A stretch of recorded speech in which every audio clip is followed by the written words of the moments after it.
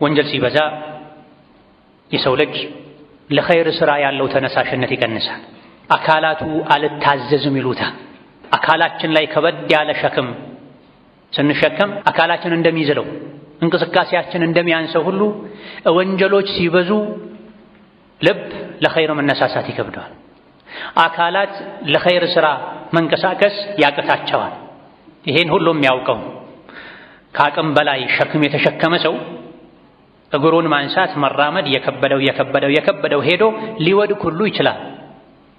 ወንጀል ሲበዛም እንደዚሁ ወንጀል ልብ ላይ ጫና ይፈጥራል። ወንጀል የሚያበዛ ሰው ልቡ ለኸይር አይነሳሳም። የልብን አለመነሳሳት ተከትሎ አካላትም ለኸይር አይነሳሱ። ሸክም ወደ ታች ይጥላል። ወንጀልም እንደዚሁ። ወንጀል ያበዛ ሰው ይኽሊዱ ኢለ ራሓ ማረፍ ይፈልጋል። ለሶላት አልጀማዓ ለኸይር እግሮቹ አይንቀሳቀሱም፣ አካላቱ አይነሳሳም፣ ወኔ አይኖረው። በተቃራኒው ደግሞ የወንጀል ማነስ ለኸይር ያነሳሳል። የወንጀል ማነስ ለኸይር ያነሳሳል፣ ለኸይር ይጋብዛል። ወንጀል ሲበዛ የዒባዳን ጣዕም ይነሳል። ወንጀል የሚያበዛ ሰው፣ ወደ ወንጀል የሚመላለስ ሰው፣ የወንጀልን ጉዞ ህይወት የመረጠ ሰው የዒባዳን ጣዕም አያገኝም። ቀስ ያለ ዒባዳን ይተዋል፣ ኸይርን ይተዋል። ንግዱ፣ ስራው፣ እንቅስቃሴው ወንጀል ላይ ይሆናል። እቅዱ፣ ጭንቀቱ አላህን ለማመጽ ይሆናል። ከላ ኢነል ኢንሳነ ለየጥጋ አን እስተግና። የሰው ልጅ ወሰን ያልፋል። ያበላውን ያጠጣውን አላህን ይረሳል። የሰው ልጅ ሆይ ተው ታቀብ። ዞሮ ዞሮ መመለሻህ ወደ አላህ ነው። ነገ ወደ አላህ ስትመለስ የሰራኸው መጥፎ ሥራ ያዋርድሃል፣ ከአላህ ጋር ያጣላሃል። ባሪያዬ ሆይ ሳበላ ሳጠጣህ የነበረው እኔን ልታምጽ ነው እንዴ ብሎ አላህ ይጠይቃል። መልስህ ምን ይሆናል? የአላህ ምድር ላይ የኖረን የአላህን አየር እየተነፈሰን የአላህን ምግብ እየበላን የአላህን መጠጥ እየጠጣን እንዴት ብለን ነው ደፍረን አላህን መናምሰው? ሰው ሆኖ አንዳንዴ መደናቀፍ ላይቀር ይችላል። ሰው ሁሉ ተሳሳች ነው ተብሏል።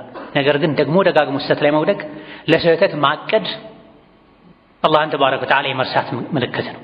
እዚህ ደረጃ ላይ መድረስ ዒባዳ ጣዕም እንዳይኖረው ያደርጋል። ያደገ ሲሄድ የሚሰሩት ወንጀል ኸይርን ይከለክላል። የሚሰሩት ወንጀል በበዛ ቁጥር ደግሞ የሚያጡት ዒባዳና ታዛዥነት በዛው ልክ እየጨመረ ይሄዳል። ትንሽ ወንጀል የሚሰራ የሚያጣው ኸይር ሥራ ትንሽ ይሆናል። ወንጀል የማይሰራ በወንጀሉ ምትክ ኸይር ሥራ ይሰራል፣ ይገራለታል። አብዝቶ ወንጀል የሚሰራ ሰው ደግሞ በወንጀሉ ልክ አላህን መታዘዝን ኸይር ሥራ መስራትን ይነፈጋል። ወንጀል ኃጢአት ከአላህ ጋር ያጣላል። የዱንያ አኺራ ጸጋን ያሳጣል። ወንጀሉ ላይ በቆዩ ቁጥር በዛው ልክ ቀልብ ይደርቃል። አንዴ የሚሰሩት ወንጀል እንኳን ቀልብ ያደርቃል፣ ኸይርን ያሳጣል። ሌሊት መስገድ እፈልጋለሁኝ አልቻልኩም ሲሏቸው ደጋግ ቀደምቶች ቀን ቀን ምሰራው ወንጀል ነዋ ማታ ማታ እንዳትነሳ ያሰረህ ይሉ ነበር። ብዙ ጊዜ ኸይር ለመስራት እየተመኘን ያን ኸይር እንዳንሰራ ከሚያደርጉን ነገሮች አንዱ ሌላ ሱራ ያዘን ወንጀል በመኖሩ ነው። ስለዚህ ወንጀል ላይ በተቆየ ቁጥር ቀልብ ብዙ ይደርቃል፣ ከኸይር ይርቃል። ወንጀልን አላህን ማመጽን ይናፍቃል። ለስሙ ኢማን እስላም ካለው ውስጡ ላይ ራሱን የጠላ ህይወቱን የጠላ ስራውን የጠላ እንኳ ከሚጠላው ወንጀል መታቀብ መውጣት እስኪያቅተው ድረስ ወንጀልና እሱ አብረው የተሰፉ ሁሉ እስኪመስሉ ድረስ ሸርን ማቆም ወንጀልን መተው ይከብዳል። መፍትሄው ምንድነው?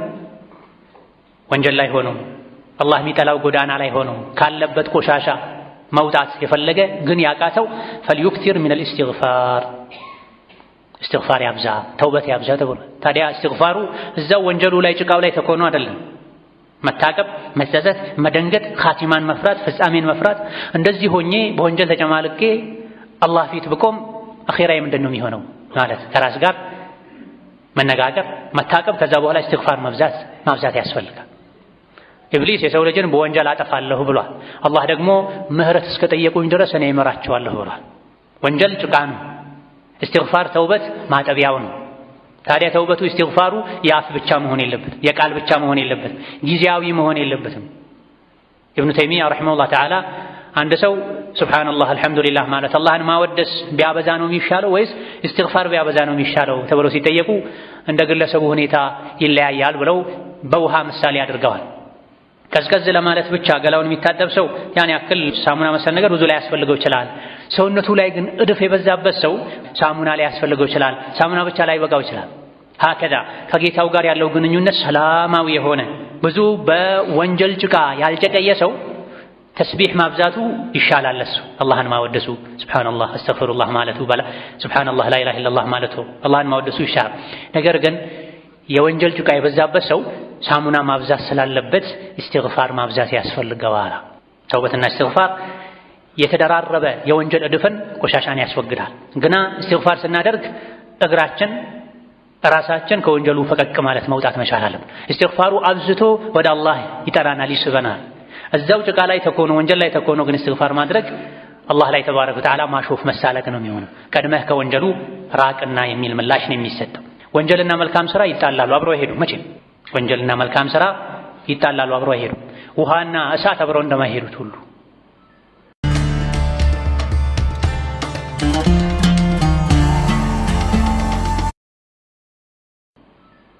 ታዲያ የወንጀሉ ጉዳይ ያሳሰበው ሰው ኸይር ሥራን ያብዛ፣ ወንጀል ትቶ እንዲሸሽ ማለት ነው።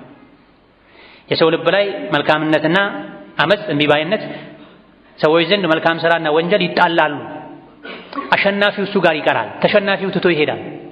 በቁጥር የሚበልጠው በኃይል የሚበልጠው ይቀራል፣ የተሸነፈው ትቶ ይሄዳል። ምን ማለት ነው? ራሱን ማሸነፍ፣ ወደ አላህ መጠጋት። መልካም ሰው መሆን የፈለገ ሰው ኸይር ሊያበዛ፣ መልካም ሥራ ሊያበዛ፣ ሶላቱን፣ ጾሙን፣ ኢስቲግፋሩን፣ መስጂድ መቆየቱን፣ ቁርአን ማድመጡን፣ ቁርአን መቅራቱን፣ ሰደቃ መስጠቱን፣ አላህን መማጸኑን ሊያበዛ ይገባል። ይሄን ያደረገ ሰው ወንጀል ከሱ የሸሸ እየቀነሰ ይመጣል።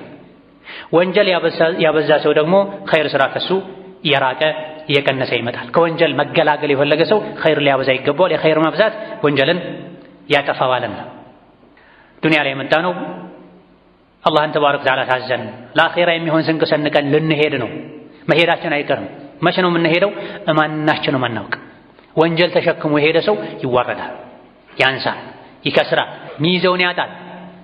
እጅ ከፍንጅ ከተያዙ በኋላ ቀብር ከገቡ በኋላ ተመልሶ ማስተካከል መቼም አይቻልም። ሐታ የሊጀል ጀመሉ ፊ ሰሚል ኺያጥ፣ ግመል በመርፌ ቀዳዳ እስካላለፈ ድረስ አኼራ ከተካሄደ በኋላ ተመልሶ ራስን አስተካክሎ ኸይረኛ ሆኖ ኸይር ሥራ ሰርቶ ጀነት መግባት አይቻልም። ዱንያ ላይ ያለን እድል አንድ ብቻ።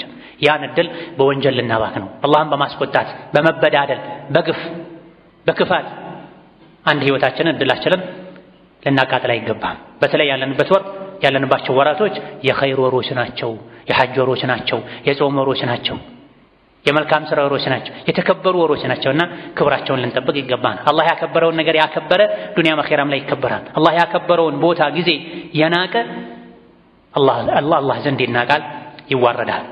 اللهم حبب إلينا